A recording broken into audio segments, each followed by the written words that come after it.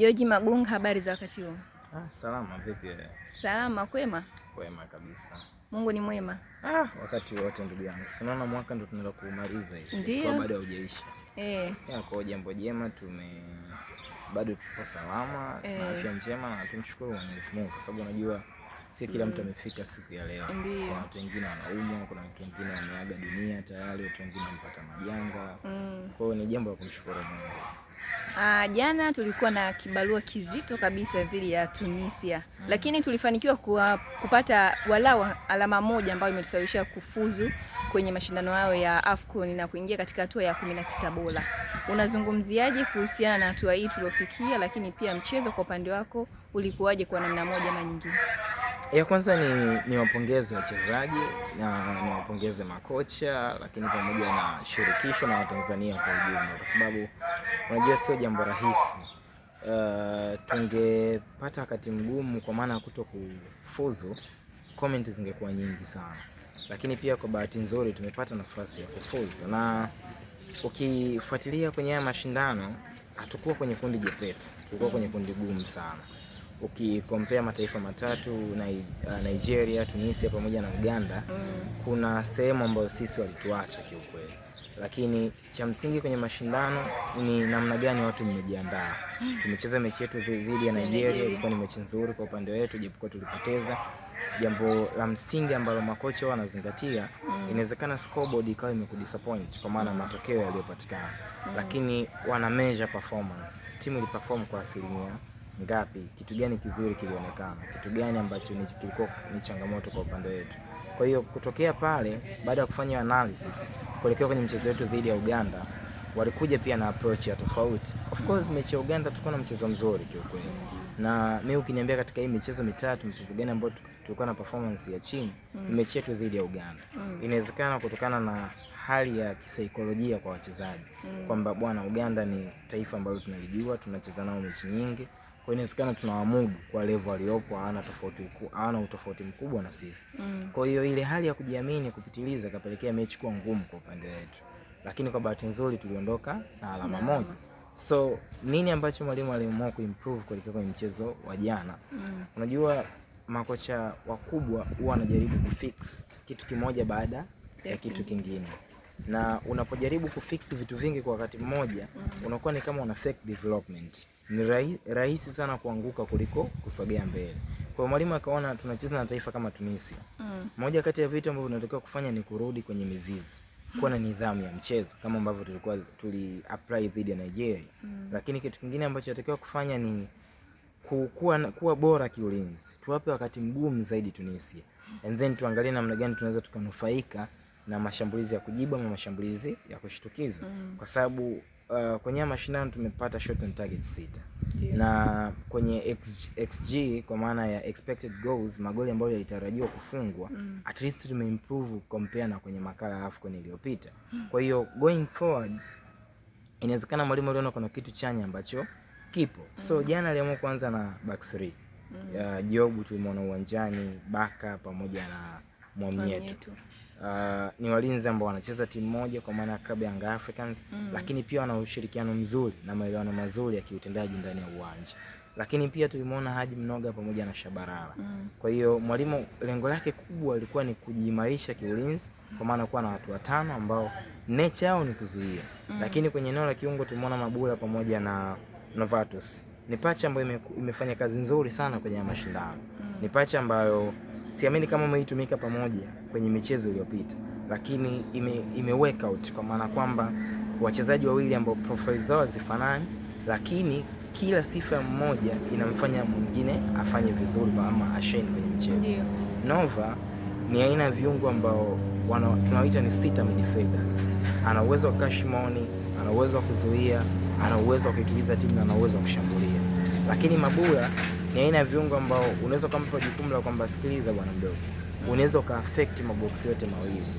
Nenda shambulia kwenye box la mpinzani, fanya recovery, njoo uzuie kwenye box letu. Ni kitu ambacho Mabula amekifanya kwa sehemu kubwa sana. Na kama tukichukua takwimu za wachezaji wa Stars ambao wamekimbia kilomita nyingi zaidi kiwanjani, inawezekana Mabula kama amekimbia kilomita nyingi zaidi kiwanjani. And then aliamua kwanza na Msuva pamoja na Samata, then Faisal kama kiungo mshambuliaji. una washambuliaji wawili na kiungo mshambuliaji mmoja. Msova na Samata hatuna namba 9. Ni Msova ni kiungo mshambuliaji kutokea pembeni. Samata ni kiungo mshambuliaji ambaye mara nyingi anatokea pembeni, lakini pia anaweza katokea katikati ya kiwanja.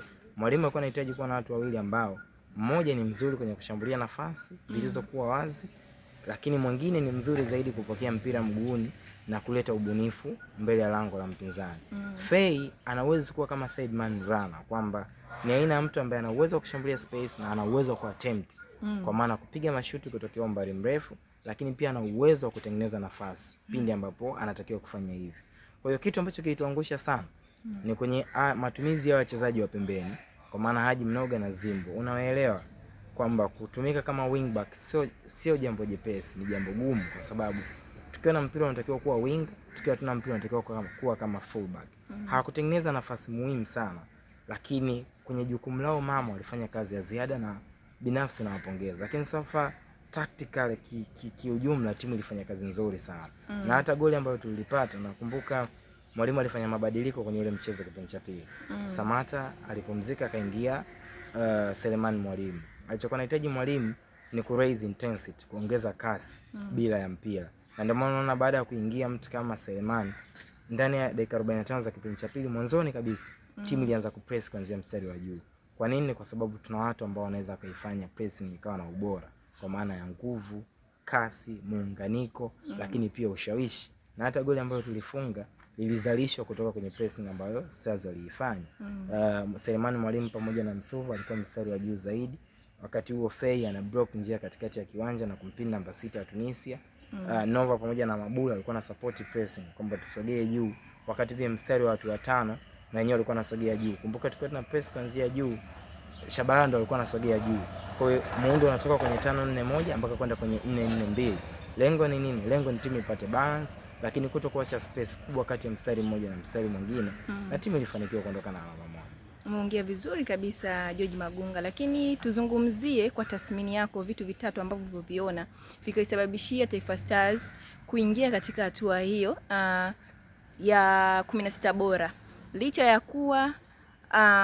ya kuwa kwamba hatukupata alama, yani alama ile ya kwanza, ya pili, lakini tumeingia katika 16 bora. Kweli hatukushika nafasi ya kwanza na ya pili, lakini moja kati ya vitu ambavyo vimetupelekea sisi kuingia kwenye hatua ya 16 bora, cha kwanza nafikiri ni work rate ama jitihada za wachezaji wetu ndani ya uwanja. Unajua mimi nasemaga kila siku, ni bora ufungwe kwa kuzidiwa uwezo, lakini utaki kupoteza mchezo kwa kuzidia jitihada uwanjani. Kwa sababu jitihada haihitaji kipaji wala haihitaji sijui quality ya mchezaji awe na ubora mkubwa kiasi gani. Quality ni nia ya dhati ya mchezaji kupambana uwanjani. Kwa kwenye upambanaji na wapa A kwa maana ya performance kiujumla ya timu.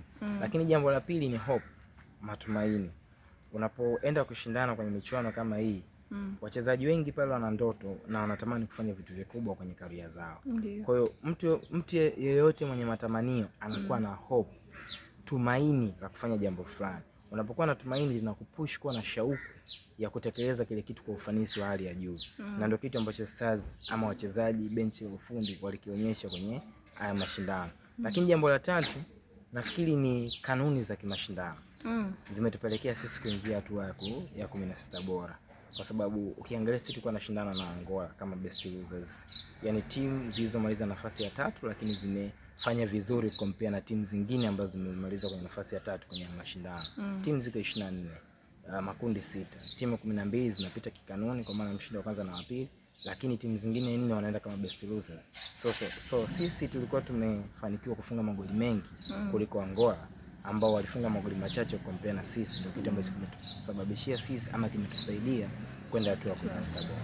Sawa, lakini tuzungumzie kuhusiana na timu yetu kuingia katika hatua hii na uzungumza ya 16 bora. Je, ni maendeleo kwa timu ama ni kudumaa tu kwa timu yetu, bado haifanyi vizuri, lakini ndio hivyo tena bahati ikuwa kwa upande wetu? Hatua ni hatua, na naweza nikasema kwetu sisi pia ni mafanikio. Kwa sababu tumecheza AFCON 4 mwaka 80, lakini tulicheza 2019 akina Monique ile tukaja 2023 lakini pia ni hii AFCON 2025. Ukiangalia progress unaweza kugundua AFCON hii kitakwimu kuna sehemu tumefanya vizuri kuliko AFCON zilizopita, lakini pia kihatua tumefanya vizuri compare na AFCON zilizopita. Nimekwambia AFCON hii tumefanikiwa kufunga magoli 3. Tumemaliza na alama 2 the same na alama ambazo tulimaliza nazo kwenye AFCON iliyopita. Lakini pia ukija ukiangalia kwenda hatua ya 16 bora. Hiyo ni hatua. Of course watu wanasema ni bahati, lakini bahati haimkuti mtu ambaye alipambana. Bahati inamkuta mtu ambaye yupo kwenye mapambano, yuko vitani na ana matumaini ya kushinda. Kwa hiyo so far pia kuwa na jitihada uwanjani. Sio kila mtu ana jitihada uwanjani. Sio kila mtu anapambana. Kwa kupambana pia ni heshima kwa wapambanaji kwa sababu wamefanikisha hili jambo na wameingia hatua ya 16 bora. Yes, tunaenda kucheza na Morocco. Morocco ambao unaweza kusema ni taifa ambalo limetuacha kwa asilimia kubwa sana. Hata kama tutaenda kupoteza kwenye huo mchezo, hata kama tutaenda kushinda, lakini principle ni kwenda kupambana uwanjani. Yaani msingi mama wa mafanikio cha kwanza ni jitihada. Hivyo vingine vinatokea tu kutokana na situation mbalimbali. Kuzidiwa ubora, tunaweza tukapoteza mchezo, au tu kuna vitu vinaweza vikatokea kwenye mchezo, lakini kupambana ni kitu ambacho kinaweza kutusaidia. Lakini pia kuwa smart. Wachezaji wetu wameonyesha kuwa smart sana kwenye mashindano. Smart nazungumzia kufanya majukumu ama kutekeleza majukumu kwa kutumia akili na maarifa ya hali ya juu. Ni kitu ambacho kimetusaidia kwenye mashindano. Inawezekana mechi ya Nigeria labda tungefungwa hata goli 3, tungefungwa hata goli 5, lakini tulifungwa magoli 2. Mechi ya Tunisia jana tumetoa sare ya 1-1. Uganda ni mechi ambayo nilikuwa naamini tunatakiwa kupoteza kabisa kwa kuzingatia performance, lakini tulienda kuchukua alama 1. Kwa sometimes uhitaji tu kuwa na work na hard workers peke yake. Kuna muda unatakiwa kuwa na smart workers. Unapokuwa na watu ambao wanafanya kazi kwa bidii, sometimes unahitaji wewe pia na smart kwa sababu ya kutumia maarifa zaidi kuliko hisia.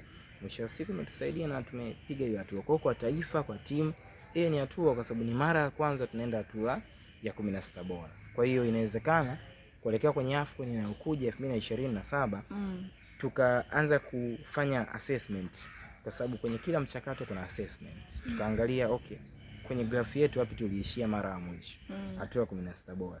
Kwa hiyo hatua 16 bora inaweza kukupush kuona kama okay, this time ni muda wa kuitafuta robo finali.